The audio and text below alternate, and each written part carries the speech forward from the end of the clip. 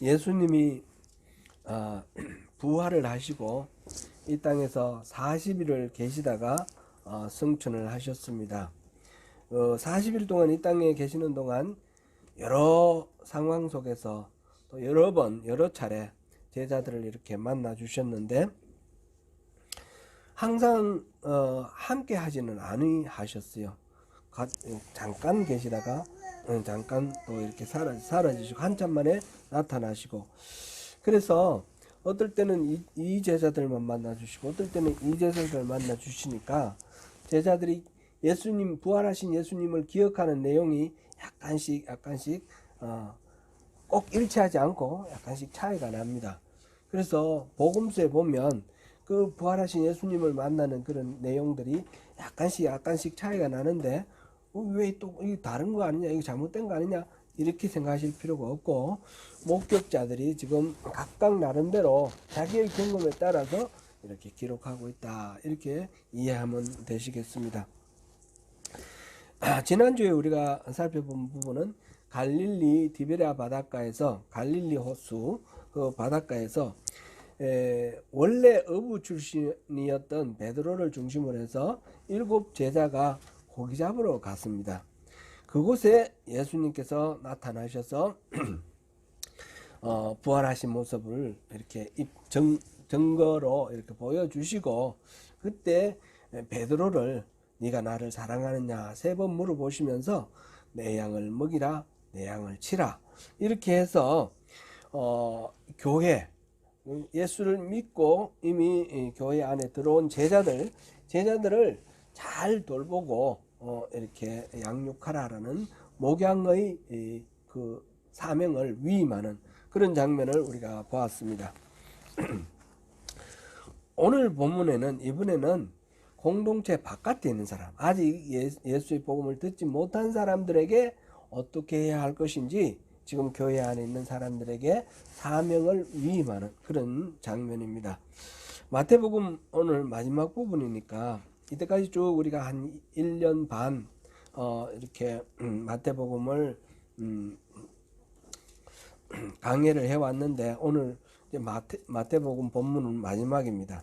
여기서 예수님이 말하자면 최후의 말씀, 마태가 기록한 최후의 말씀, 유언에 해당되는 그 말씀을 우리가 보겠습니다. 누가복음을 기록한 누가는 사도행전 1장 8절에 보면 예수님의 마지막 말씀을 남겨놨는데, 그 부분은 예루살렘에서, 감람산에서 있었던 일이었고요. 오늘 다음 주에 우리가 살펴보겠습니다. 마태복음의 대단원의 막을 내리는 오늘 본문 우리 같이 한번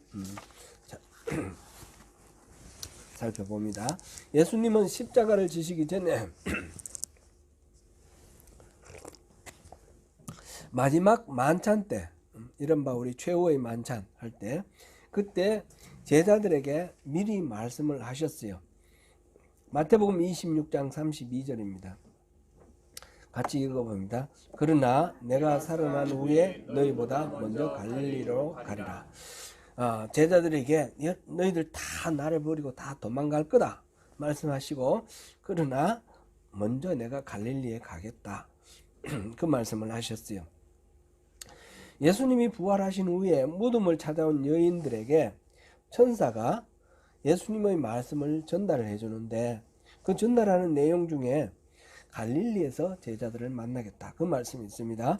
마태복음 28장 7절 말씀입니다. 같이 읽어봅니다. 또 빨리 가서 그의 제자들에게 이르되 그가 죽은 자 가운데서 살아나셨고 너희보다 먼저 갈릴리로 가시나니 거기서 너희가 배우리라 하라. 보라, 내가 너희에게 이르느니라 하거늘. 이렇게 미리 약속하신 대로 갈릴리에서 제자들을 만나겠다 하셨는데, 그 약속된 산에서 지금 예수님이 11 제자들을 만나고 계십니다. 여기서 제자들이 예수님을 배웠고 경배를 했지만 아직도 여전히 의심하는 사람들이 있었다 하였습니다. 여기서 제자들은 11 제자를 말합니다. 가룟 유다, 배신한 가룟 유다를 빼고 난 나머지 11 사도들, 본문 17절 같이 읽어보겠습니다. 예수를 배웠고 경배하나 아직도 의심하는 사람이 있더라.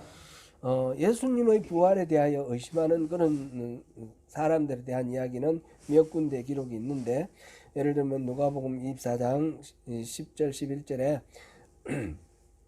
무덤가에서 예수님을 부활했다는 소식을 들은 사람들이 예수님 제자들에게 가서 얘기를 했더니 보지 않고는 못 믿겠다, 그런 태도를 보이고 있습니다.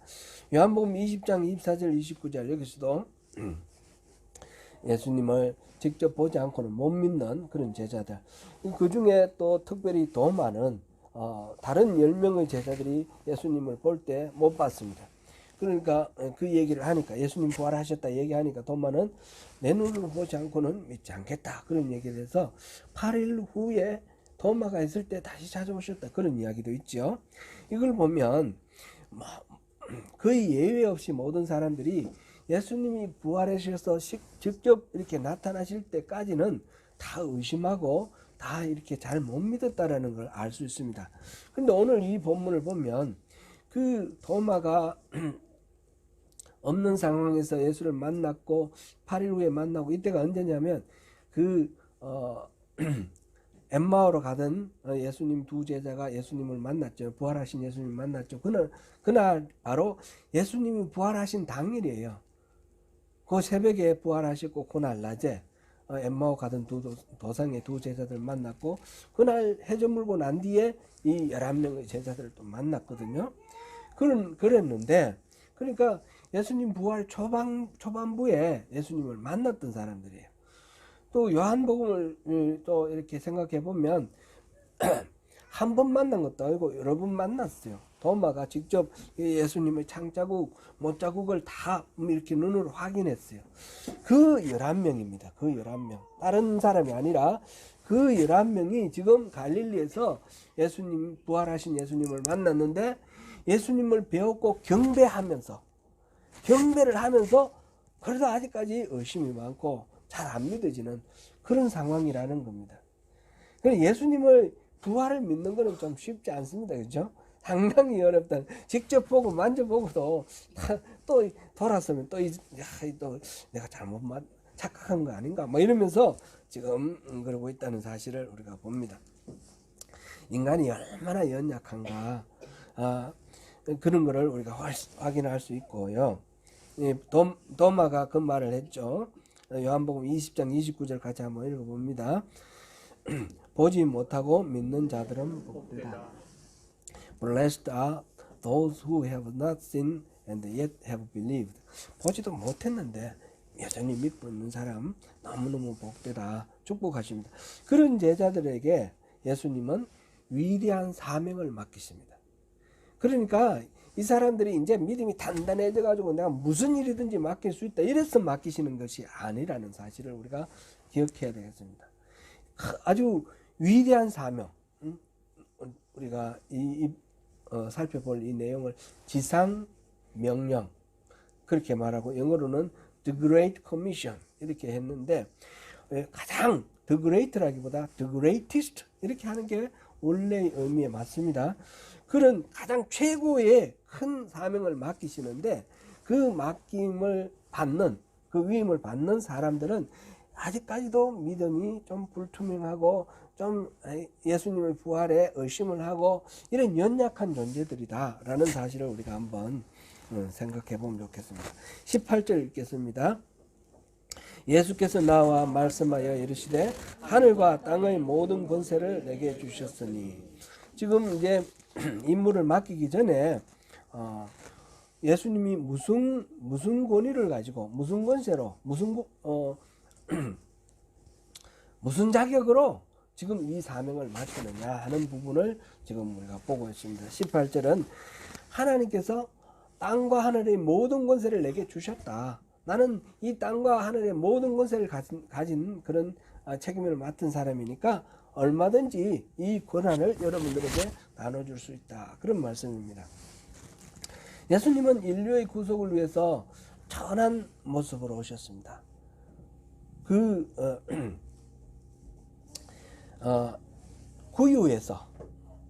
구유에서 이렇게 태어나셨고 일평생 목수로 30년 사셨고 3년 동안 공생을 했는데도 스스로 낮추시면서 그렇게 섬김의 도를 펼치셨습니다.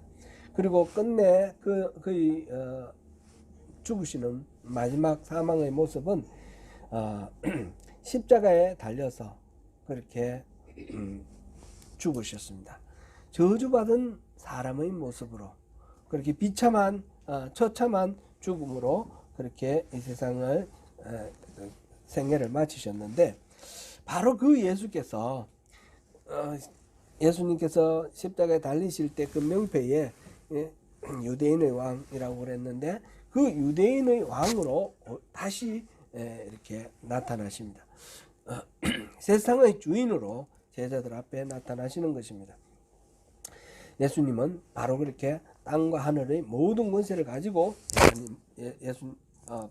제자들 앞에 나타나셨습니다.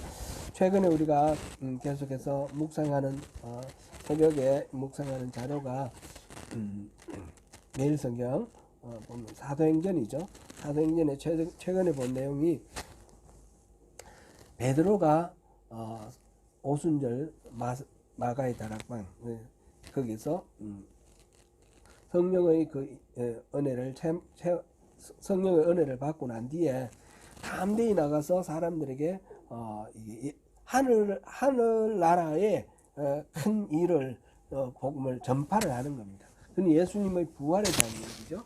그를 전파를 하는데 예수님께서는 여러분들이 유대인들 여러분들이 로마인의 손을 빌려서 그를 사형시켰는데 하나님께서 그를 죽음의 세력에 남겨두지 아니하시고 일으키셔서 살리셨다. 하나님께서 살리시고 높이 올리셔서 하나님 보좌 우편을 앉히시고 그리고 그 예수님은 하나님으로부터 성령을 받아서 보내주셨다. 그런 이야기를 했습니다. 그래서 예수님은 여러분들이 죽인 그 예수는 우리의 주님이시고 주인이시고 그리스도다 메시아다 이거를 지금 선포를 했습니다.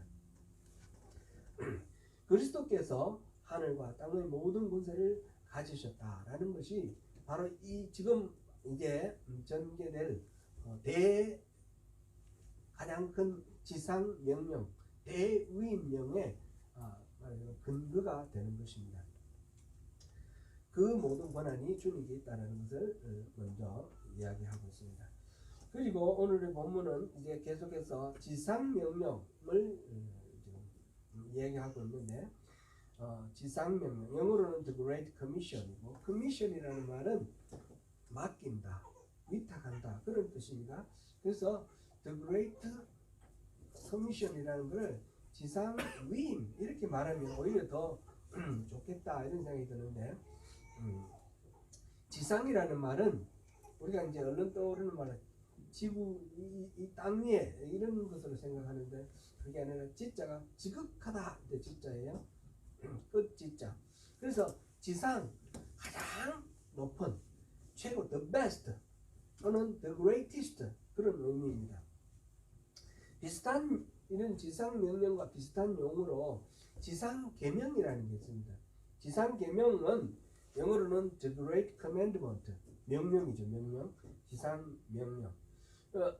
그런데 그 지상 계명은 영어로는 commandment를 했지만 우리말로는 계명이라고 했습니다. 이게 오늘 우리가 본문을 보고 있는 The Great Commission하고 이게 말이 좀 비슷한 말이 좀 얽히기 때문에 구분해 놓은 겁니다.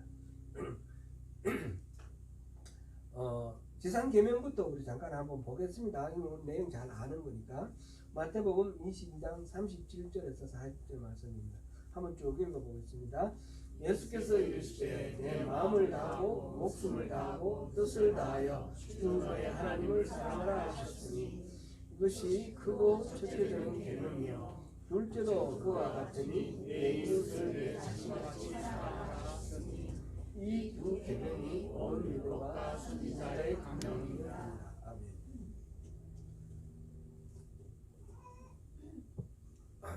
우리 한글로 계명이라고 이렇게 번역한 이 말을 영어로는 commandment라고 번역을 하였고, 이 명령이라는 말은 우리가 지상 명령, 이거는 영어로 commissioner로 번역을 했습니다.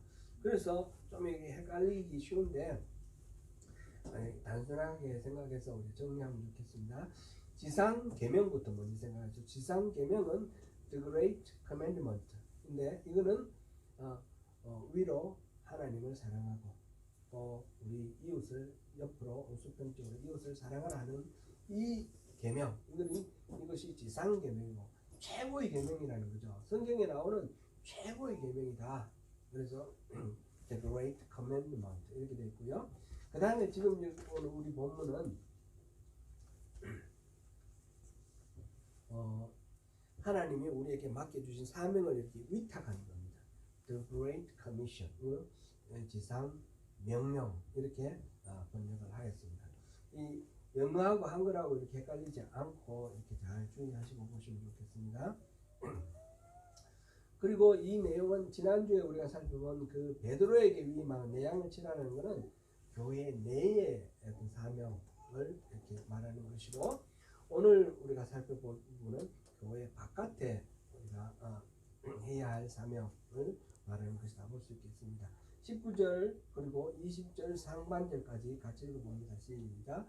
그러므로 너희는 가서 모든 민족을 제자로 삼아 아버지와 아들과 성령의 이름으로 세례를 베풀고 내가 너희에게 분부한 모든 것을 가르쳐 지키게 하라. 아멘.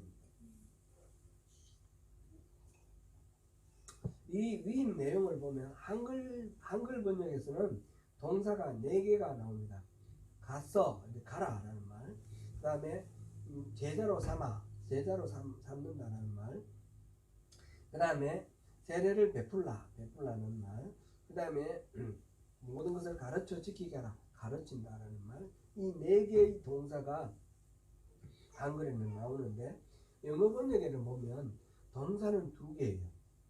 왜 이 동사를 따지냐, 그거는 이따가 또 말씀드리겠지만, 명령한 게 뭔가, 초점이 뭔가 그걸 보기 위해서 그렇습니다. 4개를 쭉 나열한 거, 이게 한글이고, 영어 번역은 동사가 2개가 나옵니다. 가라는 말, 그 다음에 제자로 삼으라 할 때 make라는 말, 이렇게 나오고, 그 다음에 성령을 주라, 성령을 베풀라 또는 가르쳐 지키게 하라 이 말, baptizing하고 teaching은 분사형으로 나와 있습니다. 분사형은 어떤 일을 하는데 동시에 따라오는 동시동작, 부대 상황 이렇게 말하는 그 상황입니다.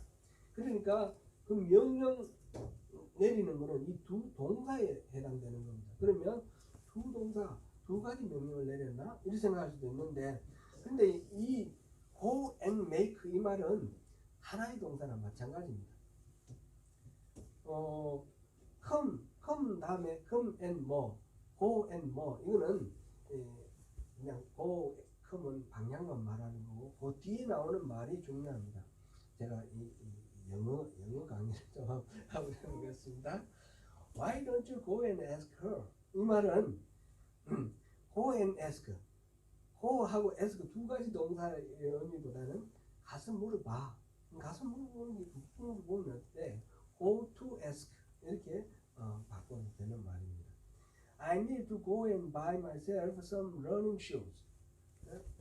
이거는 go and buy, 이거는 가서 사라. Go to buy, 가서 사라는 게 이제 의미가 있는 거죠. 그래서 너 러닝화 가서 사야 돼.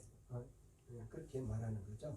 이것처럼 go and make disciples 이렇게 된 거는 제자를 삼으라 이 말이에요. go라는 말은 크게 의미가 없는 그런 중요한 말이 아니다. 그러면 영어 번역에서는 지금 명령을 대위임에서 명령하는 것은 한 가지가 됩니다. 제자를 삼으라. 그렇게 돼 있고요. 그래서 이거를 어떻게 이해해야 될까? 헬라 원문을 찾아봤더니 헬라 원문에는 3가지 go라는 말, 그 다음에 세례를 베풀라는 말, baptize하고 그 다음에 가르치라는 말, teach 이 3가지가 다 분사형으로 나오면서 명령하는 말, 명령형 분사형으로 그렇게 나와 있습니다. 그러니까 원문에 따르면 우리 한글처럼 네 가지도 아니고 영어처럼 한 가지도 아니고 세 가지라는 거죠. 세 가지가 이렇게 나와 있는데 영어를 굳이 그 한 가지로 번역한 이유는 그 첫 번째 것이 가장 중요하다. 제자 삼는 것이 가장 중요하다. 이렇게 우리가 받아들이고 제자를 삼고 세례를 주고 그 다음에 가르쳐 지키게 하라. 이 세 가지 명령이 들어있다. 이렇게 우리가 보면 되겠습니다. 먼저 모든 민족을 제자로 삼아라. 이 말은 모든 민족이라는 말은 여기서 이제 혈통을 따져서 그렇게 하는 말이라기보다는 모든 사람들이라는 뜻으로 우리가 이해하면 좋겠습니다. 민족이나 정치, 종교, 문화 또는 뭐 지역과 풍습 그 밖에 뭐 어떤 이유로든지 이렇게 나누어지는 그 모든 구별을 없애고 모든 사람들을 인류 전체를 이렇게 제자로 삼아라. 그런 말로 우리가 이해하면 되겠습니다. 하늘과 땅의 모든 문세를 가지신 분이 예수님 아닙니까? 그 예수님이 우리에게 하늘과 땅 모든 존재에게 이 복음을 전하라고 위임을 하시는 것입니다. 그러므로 우리는 모든 삶의 터전에서 모든 경우에 우리가 만나는 모든 사람들에게 복음을 전하는 그런 역할을 하기를 요청받는 것입니다. 하나님 나라의 복음을 우리 삶의 터전에서 일터에서 또는 학교에서 그 다음에 가정에서 이렇게 전하는 것. 그래서 모든 민족을 제자로 삼는 것이 영어 번역에서처럼 가장 중심적인 핵심 과제다. 이렇게 볼 수 있겠습니다. 그 다음에 두 번째로 아버지와 아들과 성령의 이름으로 세례를 베풀라. 세례를 베푸는 것은 겉으로 봤을 때 교회의 멤버가 되는 것입니다. 세례는 한마디로 이따가 우리 한이가 세례를 받게 되는데 물을 이렇게 찍어서 바르는 살수법이라는 걸 우리 세례를 할 겁니다. 예수님은 처음 세례를 받을 때 요단강에 들어가서 물에 푹 잠기는 그래서 우리 한국말로 번역할 때는 똑같은 뱉다이더라도 세례가 있고 침례가 있잖아요. 침례는 푹 잠기는 것을 의미하는데 예수님은 그렇게 침례를 받으셨어요. 근데 나중에 예수님이 약속하신 대로 성령을 보내주셔서 오순절 다락방에서 성령 세례를 받은 사람들을 그 예수님의 제자들이 밖에 나가서 복음을 전했는데 그날 하루에 3,000명이 세례를 받았어요. 3,000명이 전부 다 요단강에 가서 물에 들어간 거 아니지 않겠습니까? 예루살렘에 그럼 물도 그렇게 많지도 않아요. 그러면 어떻게 했을까요? 물을 뿌렸어요. 뿌렸을 것으로 우리가 충분히 짐작할 수 있죠. 그래서 물이 많이 있는 데나 없는 데를 불문하고 세례는 어디든지 할 수 있으며 이게 상징이죠. 물로 이렇게 뿌리는 것 자체가 물에 잠긴다라는 의미고 그래서 물에 잠겨서 옛사람은 죽고 다시 물에서 올라오는 것을 통해서 새 사람이 다시 살아난다. 그래서 옛사람은 옛 본성을 가진 옛사람은 죽고 새로운 사람은 살아나서 하나님 나라의 백성이 되고 새로운 존재로 이렇게 된다라는 이것을 나타내는 것이 세례입니다. 이거를 뭐 두 사람이 좋아서 만나서 같이 같이 삶을 가정을 꾸리면 되지만 결혼식이라는 것을 통해서 세리머니를 통해서 공식적으로 사람들로부터 인정받고 자기 스스로 서로 두 사람들에게 서약을 하게 하는 것처럼 세례라는 거 하나님이 성령님이 임하시면 되겠지만 우리가 이제 이런 의식을 리추얼을 통해서 하나님의 백성입니다. 제가 믿음을 고백합니다. 이런 것을 이제 증인들 앞에서 이렇게 의식을 행하는 것입니다.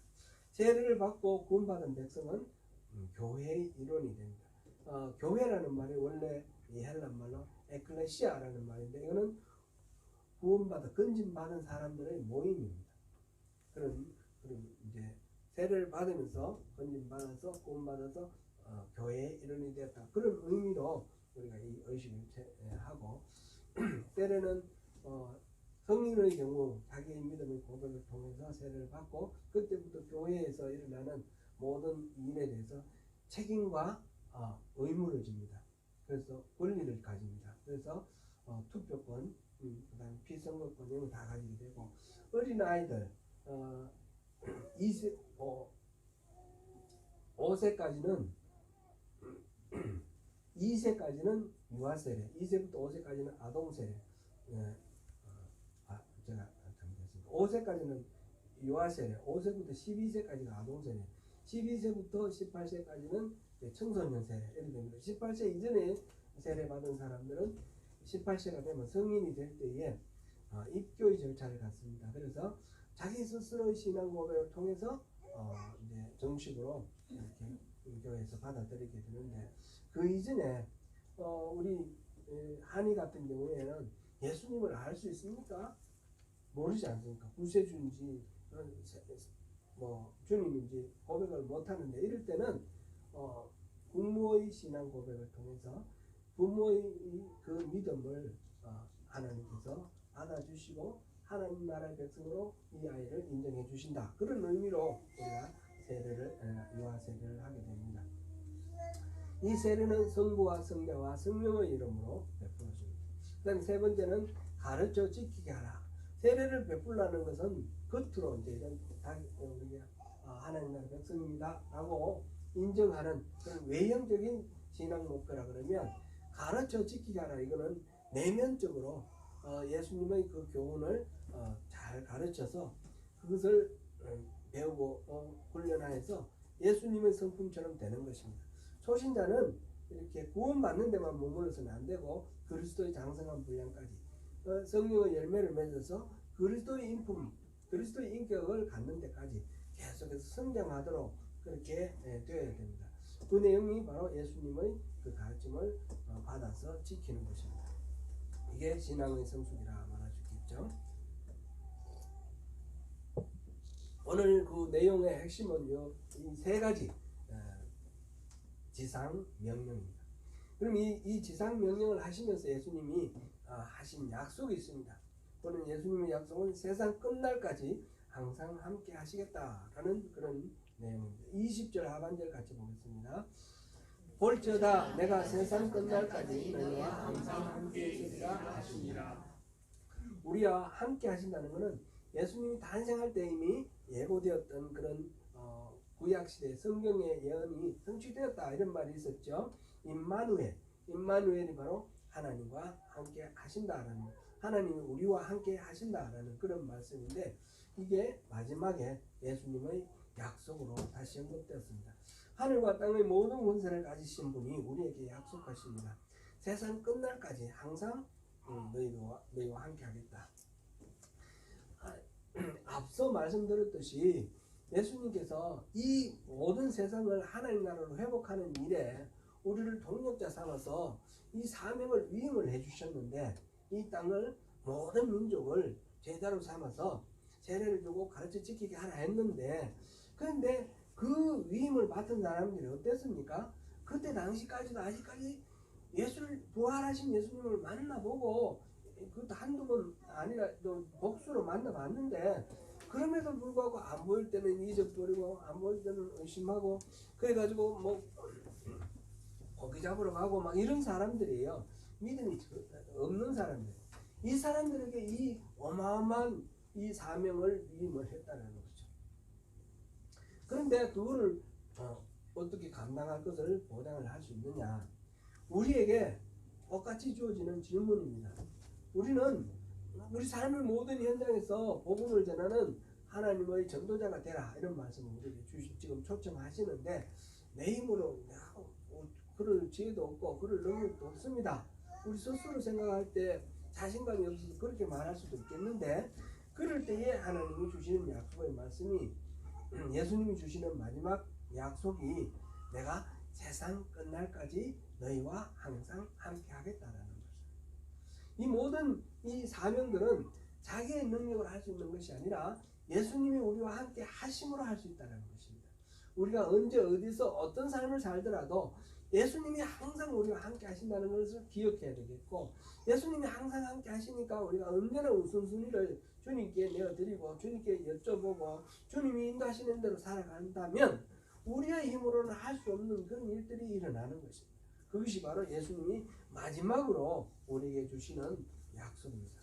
사랑하는 성도 여러분, 우리 주님이 함께 하시고 인도하시고 지켜주심을 믿고 기도하며 삶의 모든 영역에서 복음을 전파하며 하나님의 나라를 확증하는 하나님의 동력자로서 사시는 가운데 하늘나라의 그 기쁨과 평화를 다 누리시는 저와 여러분 되시기를 축복합니다. 아멘.